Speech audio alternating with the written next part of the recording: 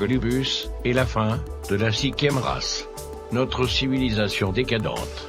Le 4 février 1962 entre 14h et 15h, tous les astronomes avec leurs télescopes ont pu observer la conjonction des 7 planètes traditionnelles de l'astrologie, Lune, Mercure, Vénus, Soleil, Mars, Jupiter et Saturne, avec comme arrière-plan la constellation du Verseau.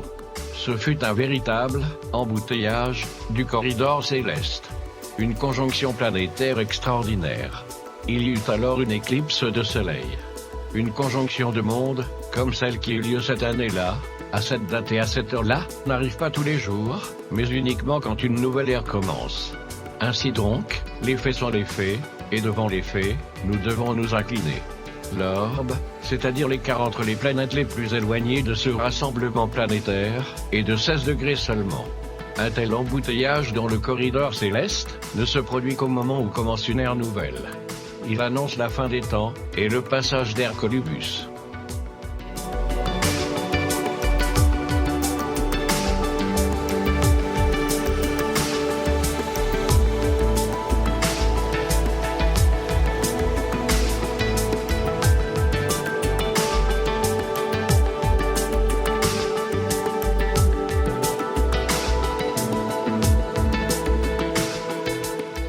C'est une magnifique constellation distante de la Terre d'environ 400 années-lumière, et facilement observable depuis notre hémisphère nord, durant les mois d'hiver. La plupart de ceux qui n'ont jamais regardé le ciel avec attention, en ont au moins entendu parler. On les appelle les 7 sœurs, parce qu'elles correspondent aux 7 filles d'Atlas de la mythologie grecque, c'est-à-dire les 7 étoiles les plus brillantes de la constellation des Pléiades, qui en compterait plus de 3000 de moindre magnitude. Les versions de cette légende sont si éloignées l'une de l'autre que cela ne vaut pas la peine d'en citer aucune.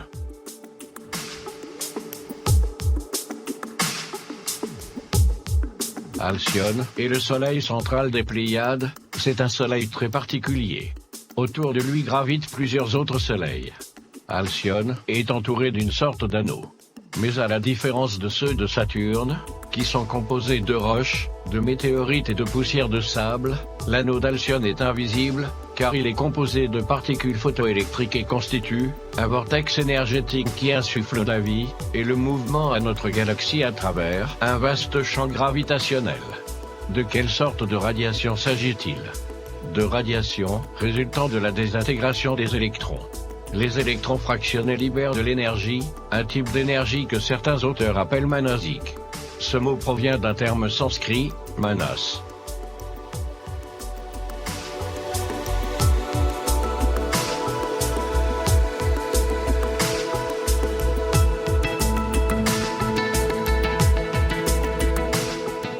Il se trouve que sur Alcyone les électrons sont fractionnés, désintégrés, libérant, disions-nous, un type d'énergie inconnue, différent des rayons cathodiques, des rayons X ou des rayons N. Incidemment, vers 1974, 3 astronautes qui gravitaient autour de la Terre enregistrèrent un type de radiation, ou d'énergie inconnue, insoupçonnée de la science officielle. Il est indéniable que depuis 1962, plus précisément depuis le 4 février de cette année-là, notre planète Terre et tout notre système solaire étaient près de pénétrer dans le terrible anneau d'Alcyone.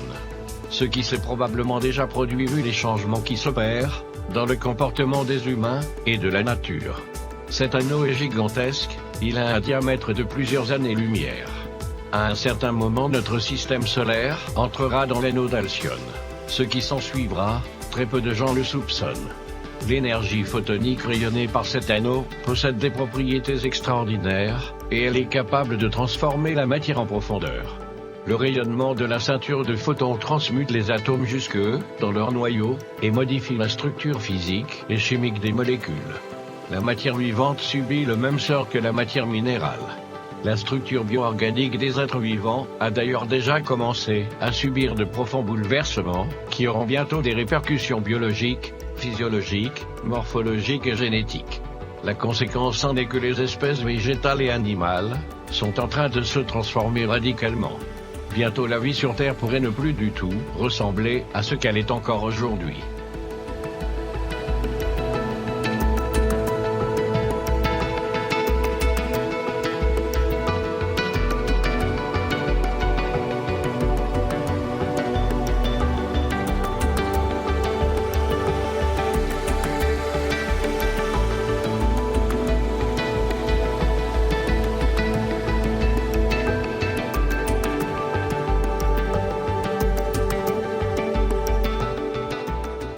L'organisme de tous les êtres humains sera modifié, de même que celui des plantes et des animaux.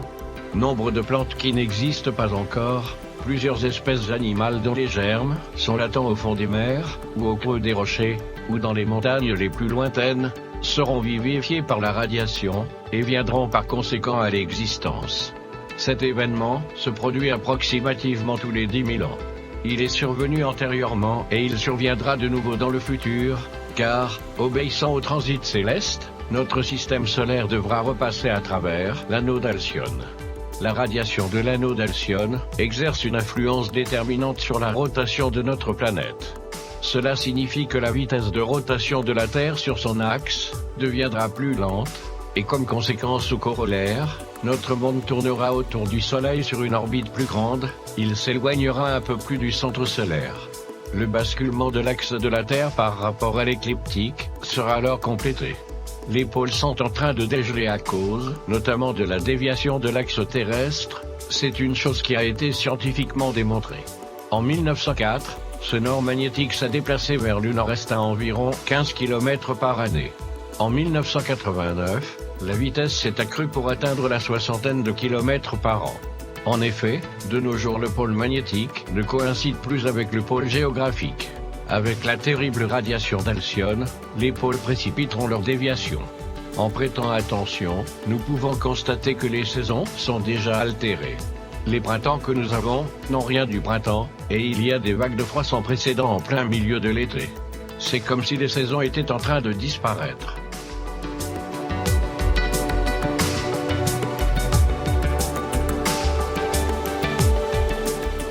Les pôles ont commencé à fondre, et cela s'accentuera avec la radiation d'Alcyone et le passage d'Hercolubus.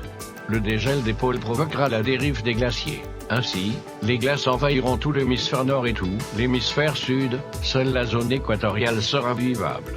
Bref, nous sommes à la veille d'une nouvelle glaciation. La Terre a déjà eu d'autres périodes glaciaires dans le passé, et une nouvelle glaciation s'en vient. Quand commencerons-nous à traverser cet anneau que nous devons franchir à tous les 10 000 ans? Aucun scientifique, ni personne ne pourrait le dire avec certitude. C'est réellement imprévisible. Mais depuis 1962, nous sommes sur le point d'y entrer. Un véritable bouleversement surviendra dans la nature, cela ne fait aucun doute, submersion des continents actuels, surgissement de nouvelles terres, etc. L'action des radiations d'Alcyone sur la matière nous permettra de comprendre que celle-ci n'a pas toujours été, comme elle est actuellement. Si vous croyez que la matière physique dont notre monde est composé a toujours répondu aux mêmes formules chimiques et mathématiques, vous êtes dans l'erreur. La matière était différente à l'époque polaire de ce qu'elle est maintenant, différente également dans l'ère hyperboréenne, puis à l'époque de la Lémurie et de l'Atlantide. De même, durant la traversée de l'anneau d'Alcyone, les formules mathématiques de la matière changeront encore du tout au tout. Cette radiation qui imprégnera l'atmosphère de la Terre aura pour effet qu'il n'y aura plus vraiment de nuit durant 2000 ans. L'anneau d'Alcyone altère les molécules de la matière. Toute la Terre sera enveloppée de cette radiation, et l'on n'aura pas besoin de la lumière du Soleil pour voir. Cette radiation, baignant la Terre, éclairerait même les cavernes les plus profondes, et durant 2000 ans il n'y aura donc pas de nuit, mais comme une longue journée ininterrompue, sans obscurité. Ainsi est-il écrit, et les plus grands sages s'entendent là-dessus. Naturellement, les hommes de science ne l'accepteront pas. Et il n'y aura plus de nuit, ni besoin d'une lampe, et de la lumière du soleil. Car le Seigneur Dieu fera briller sa lumière sur eux, et ils régneront au siècle des siècles. Apocalypse chapitre 22, verset 5. Ce qui ne fait aucun doute, c'est que de grands bouleversements vont prochainement survenir dans la nature, submersion de certains continents, surgissement de nouvelles terres, etc. Mais le comble des combles se produira lors de l'arrivée dans le ciel d'Hercolubus. Car, selon les Pléiadiens, le passage de cette gigantesque planète devrait accompagner l'entrée de la Terre dans l'anneau d'Alcyone. Nous avons donc amorcé un grand cycle de transformation. Nous devons dès maintenant nous y préparer, car en l'absence de préparation, beaucoup d'êtres ne pourront résister à la fréquence de ces nouvelles énergies. Il va nous falloir rapidement devenir plus réfléchis, plus circonspects dans notre manière de penser, et porter une attention particulière à nos émotions. Ne pas nous identifier avec les circonstances de la vie chaotique qui précédera ce changement, car nombreux sont ceux qui continueront à se laisser balloter au rythme de leurs émotions négatives, et qui, pour cette simple raison, ne pourront être dans la tonalité pour participer à l'avènement de cette nouvelle ère de lumière. Vous comprendrez par vous-même que ce qui dirige ce monde pervers, l'ego, n'aura pas de place dans cette nouvelle terre purifiée et régénérée, et tous ceux qui n'auront pas éliminé l'ego seront éliminés. Il est donc nécessaire et impératif de se débarrasser de ce qui cause la discorde, les conflits et les guerres, pour parvenir à l'éveil de conscience, et créer nos corps existentiels de l'être, pour avoir accès à ce nouvel âge d'or. Il est évident qu'on ne peut initier un nouvel âge d'or avec des individus pleins d'ego.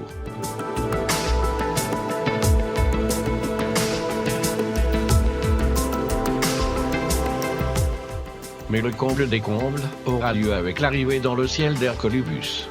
Le passage de cette gigantesque planète sera donc précédé de l'entrée de la Terre dans l'anneau d'Alcyone. Il y aura alors une grande détresse, telle qu'il n'y en a pas eu depuis le commencement du monde jusqu'à ce jour. Matthieu chapitre 24, verset 21.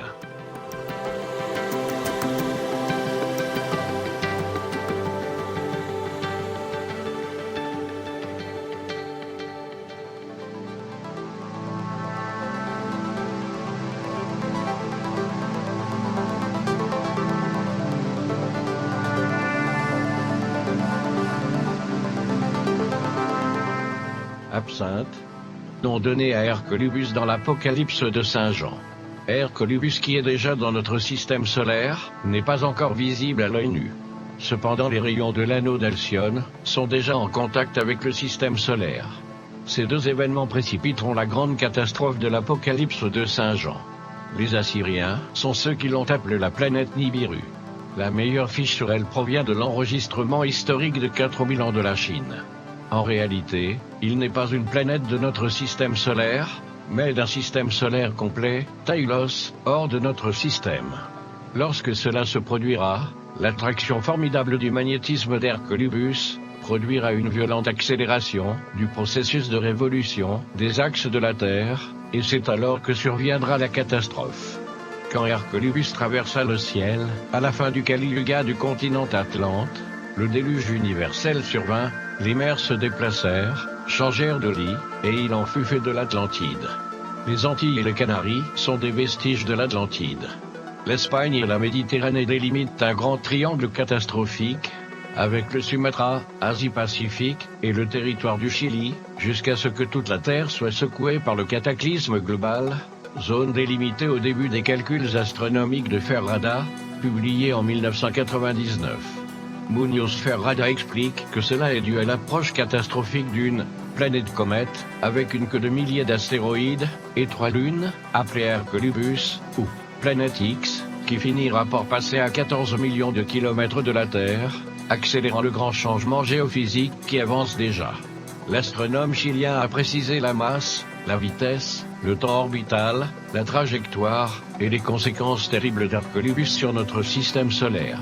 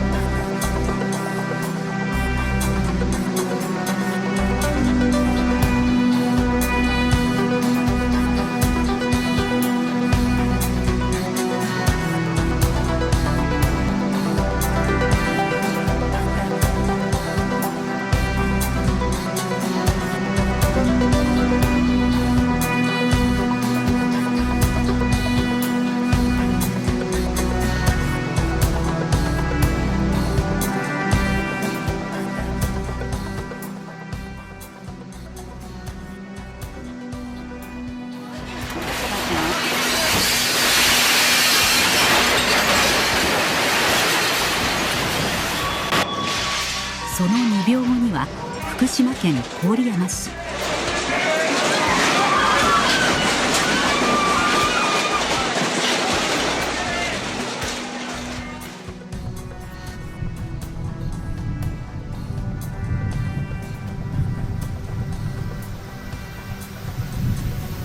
À Carlsbad, sur la côte pacifique, les efforts des pompiers n'ont pas suffi. Une trentaine d'habitations ont été détruites par le feu.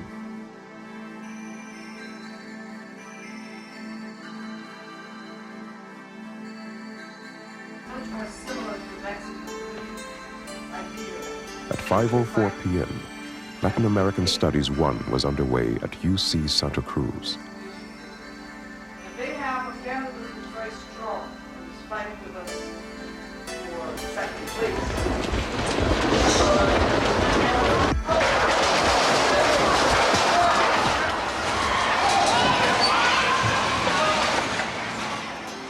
Cette planète massive que l'astronomie moderne fait semblant d'ignorer, produit déjà des perturbations analogues à celles que décelèrent Lowell dans les mouvements d'Uranus et Pickering dans celles de Neptune.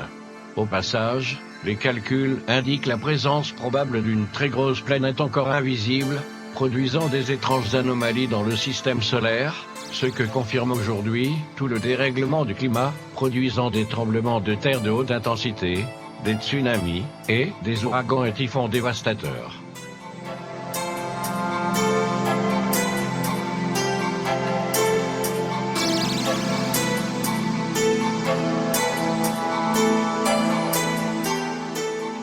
Pour comprendre, et se rendre compte que ce qui s'annonce est inévitable, nous devons examiner l'année sidérale.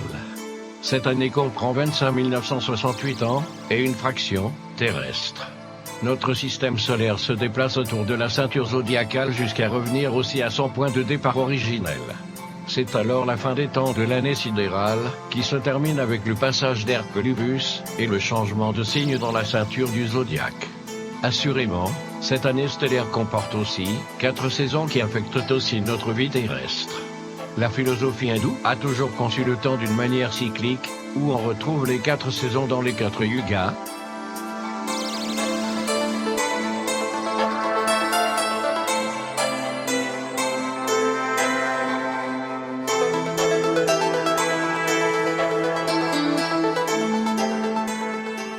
Précisons tout d'abord qu'en plus de l'année terrestre, il y a aussi l'année sidérale. L'année terrestre est marquée par le mouvement de la Terre autour du Soleil, notre planète revenant à son point de départ après 365 jours et une fraction. Comme nous le savons, cette année terrestre est divisée en 4 saisons, printemps, été, automne, hiver. Durant son voyage, notre système solaire se déplace autour du zodiaque jusqu'à revenir à son point de départ originel. Lorsque notre système solaire revient à son point de départ, après avoir parcouru toute la ceinture zodiacale, l'année sidérale se termine. Assurément, cette année comporte aussi 4 saisons, printemps, été, automne et hiver. Le printemps c'est l'âge d'or, l'été, l'âge d'argent, l'automne, l'âge de cuivre, l'hiver, l'âge de fer. Une race dure autant de temps, en fait, que dure le voyage du système solaire autour de la ceinture zodiacale. Notre race actuelle, la race aryenne qui peuple les 5 continents de notre monde, est née après le déluge universel, et doit durer jusqu'à l'ère du Verseau, laquelle a déjà commencé. Il n'y a pas de doute que le voyage de notre système solaire a commencé dans le signe du Verseau, et doit se terminer dans le Verseau. Avant d'accomplir son voyage actuel, notre système solaire a effectué, dans le passé, d'autres voyages. Durant cette année sidérale qui a précédé la nôtre, a existé une autre race. La race Atlante. Les Atlantes étaient des hommes de haute taille, ils mesuraient jusqu'à 3 mètres, et ils ont réussi à créer une puissante civilisation. Les Atlantes vivaient sur un continent que l'on a appelé l'Atlantide, et ceci nous rappelle l'Atlantéotle des Aztèques, et l'Atlas des Grecs. La race Atlante a eu ses 4 saisons, son printemps, c'est-à-dire l'âge d'or. Il n'existait pas alors de frontières, tout était amour, l'innocence régnait sur la surface de la Terre. Ce sont des dynasties solaires qui gouvernaient. Plus tard, régnait à l'âge d'argent. Tout sembla décroître. Cependant, les hommes continuaient de communiquer avec les êtres ineffables, des plans supérieurs de conscience. Lorsqu'arriva l'âge de cuivre, la lumière s'assombrit, les splendeurs d'avant disparurent, des frontières commencèrent à être établies un peu partout. Il y eut des guerres, alors naquit la haine, l'envie, l'égoïsme, etc. Puis arriva l'âge de fer, l'âge noir. Il n'y a pas de doute que l'âge de cuivre l'annonçait déjà, il fut le précurseur de l'âge de fer Atlante. L'âge de cuivre fut l'automne, et l'âge de fer fut l'hiver. Dans l'âge de fer, les Atlantes développèrent une puissante civilisation. Ils construisirent des fusées atomiques qui pouvaient voyager jusqu'à la Lune, jusqu'à Vénus, Mars et toutes les planètes du système solaire. La science des Atlantes fut extraordinaire, mais le pire de tout, c'est qu'ils développèrent des pouvoirs magiques pour le mal.